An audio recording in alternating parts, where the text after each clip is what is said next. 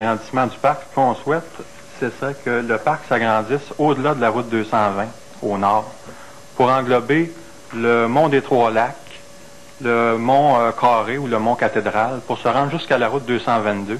Même, on pourrait même englober le lac Larouche qui appartient à la famille Bombardier et qui est très bien conservé, parce qu'il n'y a pas de motomarine, il n'y a pas de motoneige sur ce lac-là. Ça serait une très bonne idée de l'englober dans le parc national du Montfort, de se rendre jusqu'à la route 222, et même au-delà de la route 222, il y a la paroi d'escalade du lac Larouche, des milieux très bien conservés. Moi, j'aurais une question, Monsieur le ministre, pour vous. Même si on n'est pas à l'Assemblée nationale, j'aimerais avoir une réponse franche et claire. J'aimerais savoir si, selon vous, la motoneige fait partie de l'écotourisme.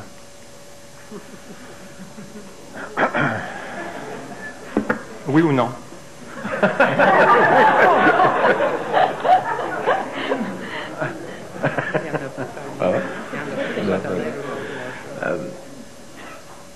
Non, je pense pas qu'on puisse dire que la motoneige puisse faire partie de l'écotourisme, quoique on devrait tendre pour qu'elle puisse en faire partie.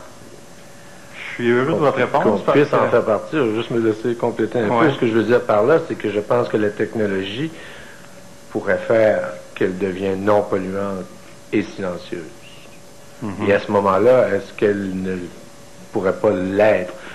Ceci étant dit, parce qu'on peut, c'est un peu comme à l'Assemblée nationale, quand même, votre question, elle pourrait avoir l'air d'un piège. Oh, excuse, Robert. J'avais rien en tête. Ouais, pas de même.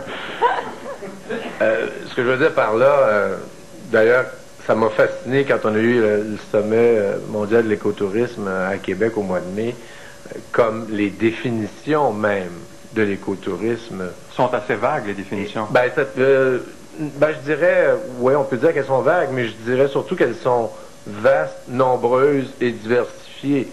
Et que cette notion-là m'apparaît encore jeune.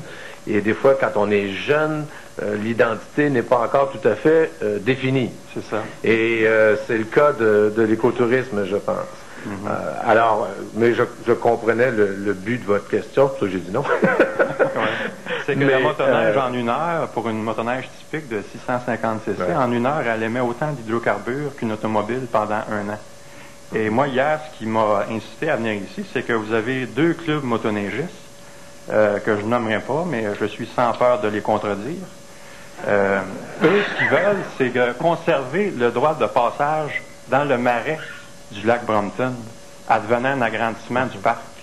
Je comprends pas, moi, à l'heure où on parle du protocole de Kyoto et tout ça, qu'on puisse accepter que, advenant un agrandissement du parc, qu'on continue de permettre aux clubs motoneigistes de circuler dans le parc, alors qu'ils circulent déjà dans le nord du parc Offord, juste près du lac Beaucourt, là. M. Despelteau me parle d'un protocole d'entente, mais son protocole d'entente contrevient au protocole de Kyoto, selon moi. Parce qu'on parle de réduire les émissions de gaz à effet de serre, on parle d'écotourisme, et puis en même temps, vous donnez des droits acquis aux motoneigistes de circuler dans les parcs québécois. Avez-vous pris votre décision concernant le parc des Hautes-Gorges?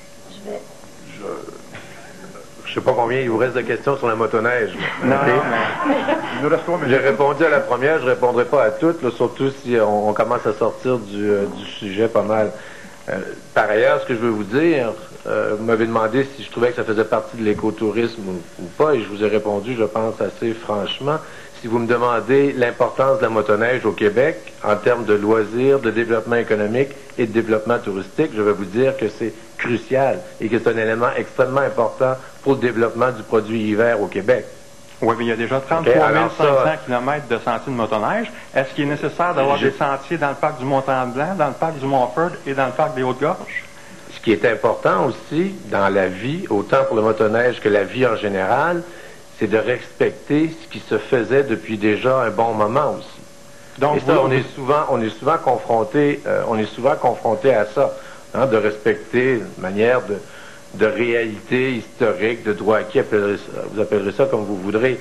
Alors ça, si c'était simple, les choses seraient déjà faites, là. Et ça n'avait pas d'impact économique et régional sur justement certaines des régions. C'est entendu qu'on essaye constamment, puis c'est le débat de la fin de semaine, puis c'est clair, on essaie de réconcilier et développement durable, et respect de l'environnement, de la nature, et développement économique. Alors ça, Pourquoi ne pas mettre en simple. passe sur des activités comme le ski de fond, la raquette, des activités qui sont respectueuses de la mission des parcs? On peut le faire et on le fait. Ça va bien, Janine, ça va bien. Ça va. Oui, ça va Parce bien. que dans les fêtes, dans une audience comme ça aussi, on vous invite à donner votre point de vue, vos commentaires, et après, on souhaite qu'effectivement, ce soit le ministre qui vous pose des questions et qui échange. Et justement, Pierre et Jean-Guy, puisque vous m'amenez sur le ski de fond et je suis ici surtout pour écouter. Me fait du bien des fois d'échanger, moi.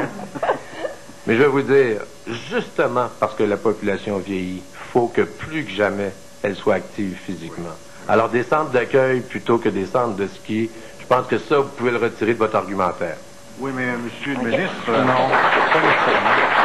Monsieur le ministre, étant plus jeune, j'étais amateur de ski alpin, mais à cause de fractures, du danger de fracture rendu à un certain âge, j'ai 61 ans, je m'adonne avec mon épouse et mon fils plutôt au ski de fond. Dans le dossier, en tout cas, du parc des Hautes-Gorges, je ne sais pas si vous vous rendez compte des implications que ça implique, parce que M. Harvey Mead parle d'un effet jurisprudence. Si vous dites oui aux motoneigistes dans le parc des Hautes-Gorges, vous allez être obligé de dire oui aux motoneigistes dans les autres parcs du Québec. C'est assez risqué.